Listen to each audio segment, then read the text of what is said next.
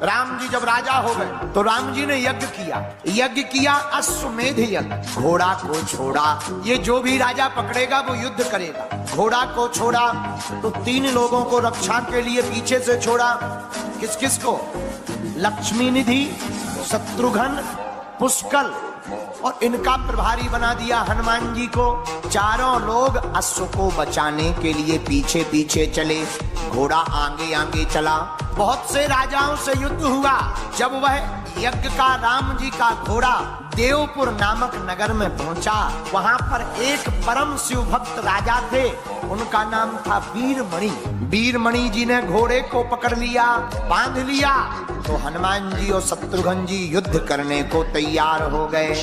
राजा भी युद्ध करने लगा, लेकिन राजा परम शिव भक्त था। उसने भगवान शंकर का आवाहन किया कि हे भोलेनाथ, आप हमारी तरफ से युद्ध करो। शंकर जी प्रकट हो गए। हर हर शत्रुघ्न जी का, लक्ष्मी निधि का, पुष्कल का और हनुमान जी का, चारों का युद्ध होने लगा। लेकिन शंकर जी उनसे कौन जीत सकता? शंकर जी ने एक एक करके सबको निपटाना शुरू कर दिया। शत्रुघ्न जी को मूर्छित कर दिया। शत्रुघ्न, पुष्कल मानो मृतक के समान हो गए, मर ही गए हो। अब हनुमान जी से लड़ रहे शंकर जी। हनुमान जी लड़ते लड़ते शंकर जी से बोले, हमने सुना था तुम तो बड़े वाले राम भक्त हो, लेकिन तुम तो बड़े वाले विरोधी निकले। हम तुम्हें राम भक्त मानते थे, लेकिन तुम तो विरोधी निकले। राम जी के भाई को ही मारने का दुस्साहस कर रहे हो। शंकर जी बोले, बात तो सही है तो हम राम जी के भक्त, लेकिन हमारा भक्त है वीरनिधि, वीरमणि, ये हमारा चेला है और शिष्य को बचाने का धर्म गुरु का है।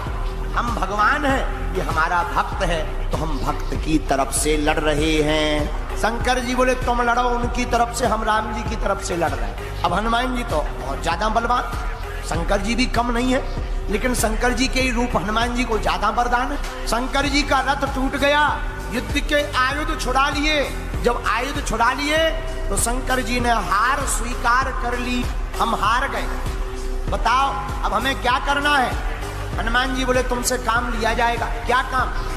शंकर जी बोले, तुम जब तक हमारे शत्रुघ्न भैया, पुष्कल, लक्ष्मी निधि, इनकी रक्षा करो, इनको कुछ हो ना पाए, यम के दूत इन्हें लेना जा पाए, तब तक हम क्षीर सागर के पास जाकर द्रोणाचल के यहाँ से अपनी पूंछ में लपेट करके संजीवनी बूटी लेकर आ रहे हैं। शंकर जी बैठ गए, हनुमान जी भागे भागे गए, द्रोणाचल पर्वत को अपनी पूंछ में लपेटा।